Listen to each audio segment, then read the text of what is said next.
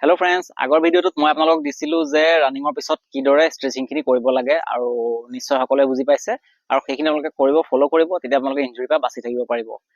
আৰু মোক এটা কুৱেশ্যন বহুতে কৰি আছে আজিৰ ভিডিঅ'টো সেইটো টপিকৰ ওপৰতে যে ৰানিঙত কোনটো পাক কিমান স্পীডত দৌৰিব লাগে। এতিয়া ল'ৰাইও সুধিছে মোক যে ৩২০০ মিটাৰত কোনটো পাক কিমান স্পীডত দৌৰিব লাগে, আৰু ছোৱালীয়েও কিছুমানে সোধে যে কোনটো পাক কিমান স্পীডত দৌৰিব লাগে। আগতেও মোক সুধিছে, আৰু তাৰ কাৰণে এটা মই ভিডিঅ' আজিৰ পৰা বহুত আগতে বনাইছিলোঁ, ১.৫ বছৰমান আগতে মই বনাইছিলোঁ।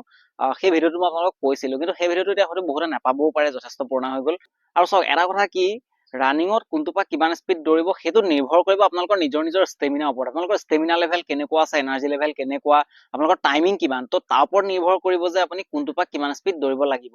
এতিয়া যদি কোনোবাই যদি ১৩ মিনিটত দৌৰি আছে, তেওঁৰ সৈতে ১১ মিনিটত দৌৰাজনৰ কেতিয়াও একে হ'ব নোৱাৰে, বেলেগ হ'ব যিহেতু। কিন্তু তথাপিও এটা চিষ্টেম আছে দৌৰা, সেই চিষ্টেমটোৰ বিষয়ে মই ক'ম যে কোনটো পাক কিমান স্পীড বুলি কথা নহয়, কিন্তু এটা চিষ্টেমেটিক যদি আমি দৌৰো তেনেহ'লে আমি ষ্টেমিনাটো বচাইও থ'ব পাৰিম আৰু লগতে আমি শেষৰ ফাললৈ আৰু ভাল পাৰফৰ্মেঞ্চ দিব পাৰিম। এনেকুৱা বহুতৰ লগত হয় চাগে, প্ৰথমতে আপোনালোকৰ খুব স্পীড দিয়ে আৰু পিছলৈ স্পীডটো একদম কমি যায়। এইটো কমন প্ৰব্লেম, আৰু মোক সেইটো কমেণ্ট কৰিও বহুতে কৈ থাকে যে মোৰ প্ৰথমতে ঠিকেই স্পীড থাকে, পিছলৈ কিন্তু স্পীড একেবাৰে কমি যায়। এই প্ৰব্লেমটো এজন দুজনৰ নহয়, বহুতৰে প্ৰব্লেমটো আছে। এতিয়া চাওক, ইয়াৰ আজিৰ ভিডিঅ'টো মেইন টপিকটো হৈছে যে আপোনালোকে কোনটো পাক কিমান স্পীডত দৌৰিব লাগে, আৰম্ভণিটো কেনেকৈ কৰিব লাগে। এতিয়া মই আজি ৩২০০ মিটাৰৰ কথা কৈছোঁ, ছোৱালীৰো ১৬০০ মিটাৰৰ কথা ক'ম, কিন্তু একেটা ভিডিঅ'ত কভাৰ কৰিবলৈ গ'লে যথেষ্ট দীঘল হৈ যায় আৰু আপোনালোকে বৰিং হৈ যাব নিশ্চয় ইমান দীঘলকে। সেইকাৰণে মই অকল ৩২০০ মিটাৰৰ কথা কৈছোঁ।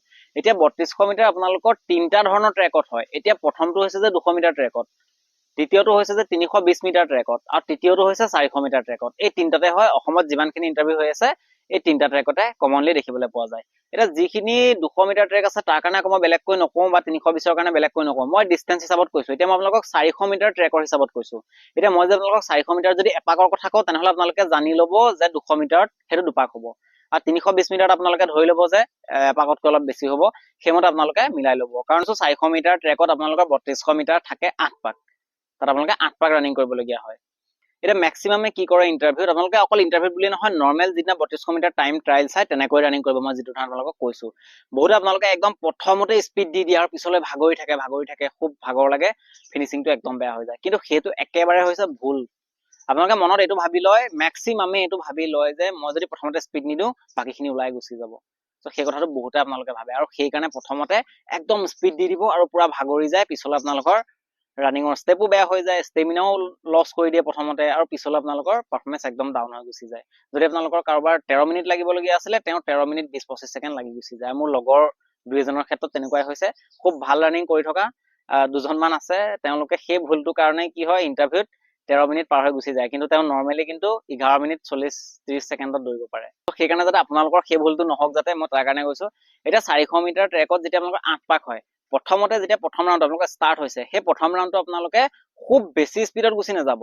একেবাৰে যেনেকে 100ৰ নিচিনা প্ৰথমতে ওলাই দিয়ে, সেইটো স্পীডত নোলাব, এটা মিডিয়াম স্পীডত ওলাব। যিটো স্পীডত আপুনি নৰ্মেলি ৩২০০ মিটাৰ দৌৰে তাতকৈ অকণমান বেছি স্পীডত ওলাব, তাকো বেছি দূৰত্বৰ কাৰণে নহয়।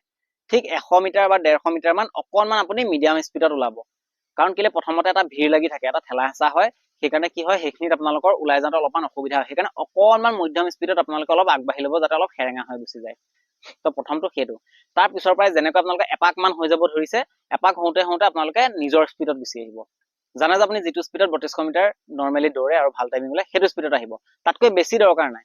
যিটো আপোনালোকৰ নৰ্মেল স্পীড সেইটোত আহি যাব, যিটোত আপোনালোকৰ বহুত বেছি ভাগৰ নালাগে প্ৰথমতে, সেই স্পীডত আপোনালোকে আহি যাব। আৰু এইটো চিন্তা নকৰিব যে আপোনাতকৈ দুই এজন আগত আছে নেকি, একো চিন্তা কৰিব নালাগে। সেই দুই এজন যদি আগত আছে, তেওঁলোক পিছ পৰি যাব নিজে নিজে। আপুনি ধ্যান ৰাখিব যে আপোনাৰ বেষ্ট টাইমিং কিমান, সেইটো দিব লাগে, না কি আপুনি আগত যোৱাটোক ক্ৰছ কৰিব লাগে, সেইটো নহয়। কাৰণ আপোনাৰ যদি বেষ্ট টাইমিং 12 মিনিট, ইণ্টাৰভিউ দিনা আপোনালোকে খুব জোৰ কৰিলে 11 মিনিট 50-52লৈ আহি যাব পাৰে। কিন্তু কাৰোবাৰ যদি টাইমিং 11.5 মিনিট আছে, তেনেহ'লে আপুনি সেইজনক যদি ক্ৰছ কৰিব চেষ্টা কৰে, তেনেহ'লে আপোনাৰ ষ্টেমিনা লছ হৈ যাব, আপুনি নিজৰ টাইমিংটোতকৈ টাইমিং বেয়া হৈ যাব। সেইকাৰণে সদায় নিজৰ টাইমিংটো টাৰ্গেটত ৰাখিব আৰু সেইমতে অনুশীলন কৰিব। এতিয়া যেনেকৈ প্ৰথমটো কমপ্লিট হৈ গ'ল, তাৰপিছত আপুনি নিজৰ স্পীডত গুচি আহিব। নিজৰ এটা যিটো হিচাপৰ স্পীডত আপোনালোকে দৌৰে, একদম অভাৰ ভাগৰ লগাকেও নহয়, যিটোত আপুনি গৈ থাকিব পাৰিছে, একেবাৰে শ্ল' কোৱা নাই, শ্ল' হ'লেতো থাকি গুচি যাব, কিন্তু যিটো স্পীড আপোনালোকে নৰ্মেল ৰানিং কৰে সেইটো স্পীড ধৰি ল'ব। এতিয়া দ্বিতীয় পাক, তৃতীয় পাক, চতুৰ্থ পাক তেনেকৈ আপোনালোকে গৈ থাকিব, পঞ্চম পাক তেনেকৈ গৈ থাকিব। চাব যাতে যেতিয়া 5 পাক শেষ হ'ব ধৰিছে, তাৰপিছত লাহে লাহে আপুনি চাব যে লক্ষ্য কৰিব আপুনি কিমান আগত আছে, টাইমিং আপোনাৰ কেনেকুৱা চলি আছে। যদি গম পাইছে, ঘড়ী যদি পিন্ধিব পাৰিছে ভাল কথা, তেতিয়া গম পাব। যেনেকৈ আপোনালোকৰ 5 পাক কমপ্লিট হৈ গৈছে, তাৰপিছতে লাহে লাহে আপুনি 6 নম্বৰ পাকটো অলপমান স্পীডত আহি যাব, অলপমান ষ্টেপিংটো খুলিবলৈ আৰম্ভ কৰিব, ভৰিটো অলপমান আৰু গেপটো বঢ়াব, যাতে অকণমান আৰু টাইমিংটো ভাল হয়। তাৰপিছত 6 নম্বৰ পাক শেষ হোৱাৰ পিছত আপোনালোকৰ দুপাক থাকিব। সেই দুপাকত আপোনালোকে নিজৰ কমপ্লিট জোৰ লগাব লাগিব। এনেকুৱা নহয় যে একদম 7 নম্বৰ পাকটো বহুত বেছি স্পীড গুচি যাব লাগিব, সেইটো নহয়, সেইটো হ'লে আপোনাৰ লাষ্টৰটো বেয়া হৈ যাব। সেইকাৰণে আপোনালোকে 7 নম্বৰ পাকটোত আৰু অলপ স্পীড বঢ়াই দিব, অকণমান আৰু স্পীড বঢ়াই দিব লাগিব। তাৰপিছত যেনেকৈ আপোনালোকৰ 7 নম্বৰ পাকটো শেষ হৈছে, লাষ্টৰ পাকটো আপোনালোকে যিমান নিজৰ এনাৰ্জি আছে সেই সম্পূৰ্ণ এনাৰ্জি লগাই দিয়ক শেষৰ যিটো 8 নম্বৰ পাক হ'ব। ঠিক তেনেদৰে আপোনালোকে ৰানিং কৰিব লাগিব। এইটোৱে হৈছে ৰানিঙৰ এটা টেকনিক। আৰু এইখিনি মই আপোনালোকক এনেই কোৱা নাই, মই নিজে যিখিনি কৰিছোঁ নিজৰ এক্সপিৰিয়েঞ্চেৰে কৈছোঁ। কাৰণ যিহেতু মই এজন খেলুৱৈ হয় আৰু মই 5000 10000 খেলিছিলোঁ, 3000 মিটাৰো মই খেলিছিলোঁ, যিটো 3200 মিটাৰৰ ওচৰা-ওচৰি হয়। আৰু ডিষ্ট্ৰিক্টতো মই কেইবাবাৰো গ'ল্ড মেডেল পাইছিলোঁ, আৰু অল আছাম চেম্পিয়নশ্বিপতো মই গ'ল্ড মেডেল পাইছিলোঁ। যিহেতু সেইকাৰণে মই যিখিনি মোৰ অভিজ্ঞতা আছে, সেই যিখিনি মই খেলত যি ধৰণে ব্যৱহাৰ কৰিছিলোঁ, সেই অভিজ্ঞতা অনুসৰি মই আপোনালোকক কৈছোঁ যে যিখিনি টেকনিকত আমি দৌৰিলে ভাল হয়, আমি ষ্টেমিনা বচাই দৌৰিব লাগিব। প্ৰথমতে আমি গাৰ এনাৰ্জি শেষ কৰি পেলাব নালাগিব, অলপমান এনাৰ্জি বচাই আমি দৌৰিব লাগিব। কাৰণ প্ৰথমতে যদি আপোনালোকে স্পীড দিয়ে, তেনেহ'লে দুপাকমান স্পীড দৌৰাৰ পিছত আপোনালোকৰ এনাৰ্জি শেষ হৈ যাব, তাৰপিছত আপোনালোকৰ গোটেই কিপাকেই শ্ল' হৈ যাব, তাৰপিছত পুনৰ আকৌ ষ্টেমিনা ঘূৰি আহিবলৈ সময় নাথাকে।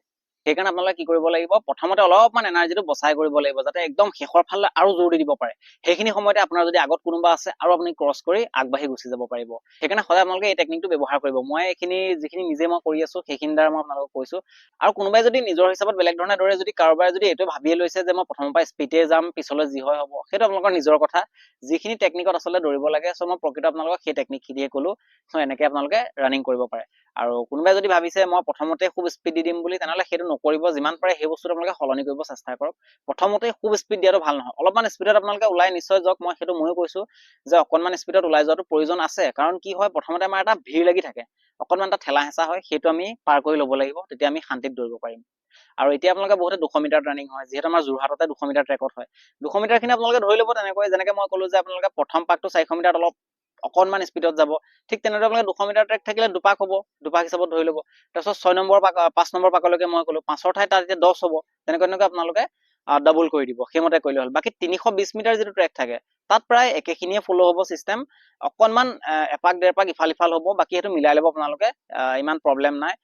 310 মিটাৰ থাকিলে তাত 10 পাক হয়, গম পাইছে। 10 পাকৰ ক্ষেত্ৰত আপোনালোকে ডেৰ পাকমান প্ৰথমতে অকণমান এটা হিচাপত যাব, বাকীখিনি তেনেকৈ কৰি থাকিব। যেতিয়া আপোনালোকৰ 6 পাকমান হৈছেগে, তাৰপিছৰ পৰা লাহে লাহে লাহে লাহে আপুনি অকণমানকৈ ষ্টেপটো আৰু খুলিবলৈ আৰম্ভ কৰিব। ঠিক একেধৰণে আপোনালোকে 320তো মিলাই ল'ব। আৰু মই কোৱা ধৰণে আপোনালোকে এইদৰে ৰানিং কৰি চাওক, তেতিয়া আপোনালোকে ক'ব যে ৰিজাল্ট কেনেকুৱা হয়। আৰু প্ৰথমতে খুব স্পীড দিলে আপোনালোকৰ কি হয় পিছলৈ, সেইটো ক'ব যে, আৰু এনেকৈ যদি আপুনি ৰানিং কৰে, তেতিয়া আপোনালোকৰ কি ৰিজাল্ট ওলাই মোক ক'ব। তো আশা কৰিছোঁ আপোনালোকে নিশ্চয় বুজি পালে কোনটো পাক কিমান স্পীডত আপোনালোকে ৰানিং কৰিব লাগে। যদি ভিডিঅ'টো চাই ভাল লাগিলে, তেনেহ'লে লাইক কৰিব, লগতে সকলোকে শ্বেয়াৰ কৰি দিব। যদি প্ৰথমবাৰ আমাৰ চেনেললৈ আহিছে, তেনেহ'লে চেনেলটো ছাবস্ক্ৰাইব কৰি নটিফিকেশ্যন বেলটো অন কৰি ল'বলৈ নাপাহৰিব। লগ পাম আকৌ নেক্সট ভিডিঅ'ত। জয় আই অসম।